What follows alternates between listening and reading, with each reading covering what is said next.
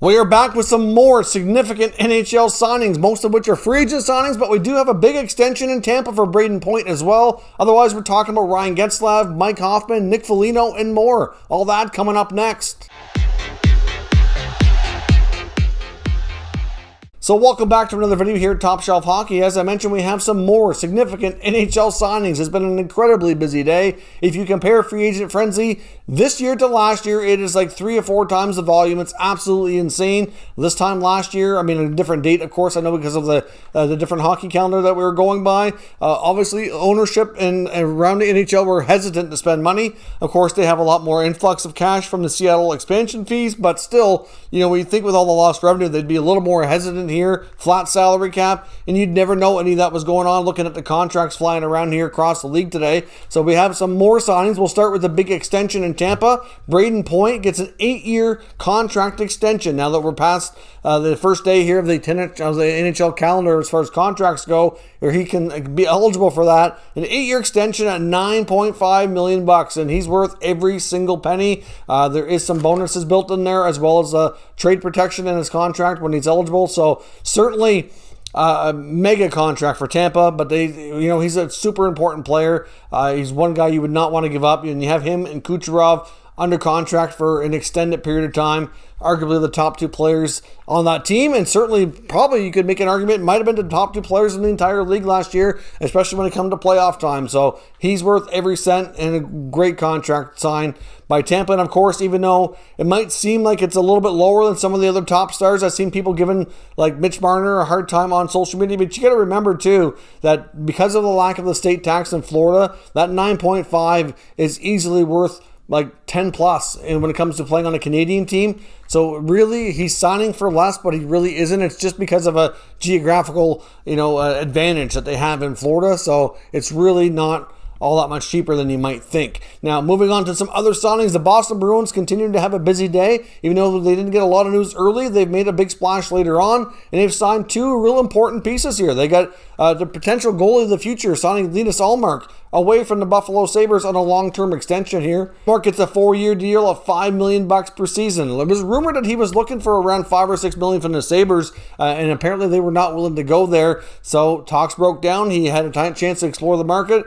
The Bruins come calling after uncertainty with Tuukka Rask. They have 2 young goalies in Vladar and Swayman, and Ullmark was the answer. So they obviously, right after that, traded Danny Vladar to Calgary, making room. It's going to be a Ullmark and Swayman tandem. And of course, if Rask comes back, then they can move Swayman to the minors because he doesn't require waivers, where Vladar did. It was as simple as that. But it's a good contract for Ullmark, who was a really good goaltender on a bad team last year. I think he'll be able to do even better in Boston with a stronger team in front of him. And it should be a good signing, but at least we'll see. At least a little bit more of a clarity now on the Bruins goaltending picture for the next number of years here. And they also went out and signed former Columbus captain and former Maple Leaf Nick Foligno. That one came out of nowhere. A lot of people had him pegged either going back to the Leafs or going to the Wild to play with his brother. Maybe he returned to Columbus. Nobody heard anything about Boston. I'm not sure how this kind of flew under the radar, but essentially one of the big reasons was Nick Foligno, of course, has a very special spot, I guess you could say, in his heart for the city of Boston and the Boston's Children's Hospital, where his daughter had a life-saving procedure done. So obviously he made a big donation there. It just became a special place to him after everything his family went through. So you can understand why he'd be totally comfortable living there, let alone playing for Boston. And of course, he really wants to win and felt it was a good chance and a good fit all around. So Foligno ends up going to Boston, like a big shocker, but he'll be a good fit there. I mean, he could be a top 6 or a middle 6 winger. They can play him at center. He can kill penalties. He can really do a lot of things well and kind of be a bit of a utility knife for Bruce Cassidy there, and he'll be a great fit working with a lot of the other leaders that are already there. Like, that team has so much leadership. It's no wonder they're so well managed, and you don't see a lot of issues within the team, and they seem to perform so well under the tutelage of Bergeron and all the other guys. Even losing Chara, they still didn't miss a beat, and they're still a really strong team here. So Foligno gets a 2-year deal at $3.8 million. So to me, that's pretty fair for what you're going to get out of Nick Foligno. He's going to work hard, be another leader in that team, and I suspect it'll turn out to be a great fit, especially the way he plays the Bruins style of hockey. The Detroit Red Wings signed former Blackhawks and one of the top rookies in the NHL last year, Suter, to a 2-year contract valued at $3.25 million. Suter should be a pretty good fit in Detroit with a young group of players they're building around, and he actually played a lot of junior hockey for a few years with guys like Tyler Bertuzzi and Robbie Fabry as well. So certainly some familiar faces and some familiar line mates that he could possibly hook back up on. So great signing there by Detroit to take advantage and get another good young player under contract here. The Montreal Canadiens made another splash in free agency this year, signing Mike Hoffman. Hoffman and his goal-scoring ways will bring it to the Montreal Canadiens on a 3-year deal at $4.5 million. Now, of course, the Habs lost Philip Deneau today as well, so they add another scoring winger in Hoffman who can play anywhere in your top 9.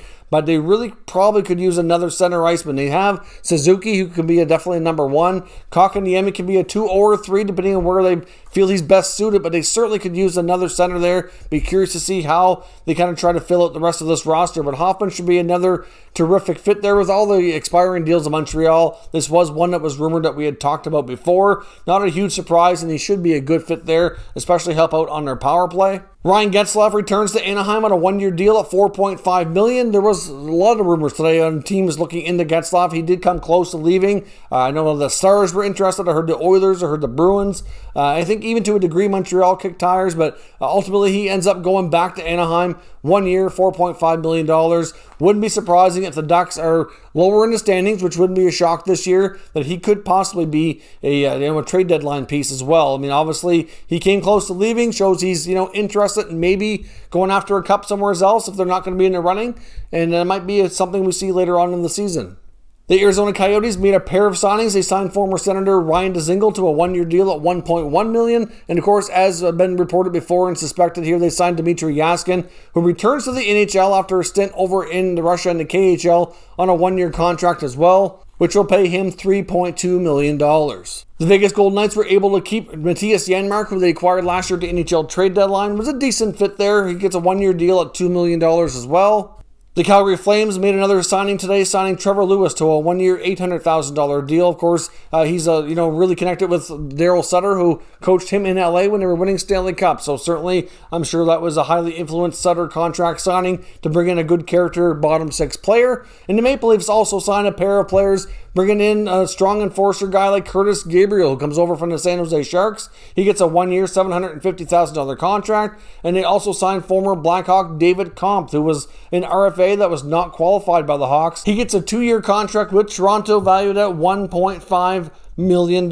So that is all your signings for today. It's been an incredibly busy day. Hopefully you've been able to keep up with everything. There's plenty of videos here on the channel outlining a bunch of signings. This is the 3rd different video that we've done, lumping a bunch of free agent signings together. Several trade videos today as well. So certainly check it all out if you haven't had time to get caught up. And we'll continue to keep everything coming here at Top Shelf Hockey to keep you up to date with all the latest news on all 32 teams in this crazy 2021 NHL offseason. Thank you for watching, and I'll catch you next time.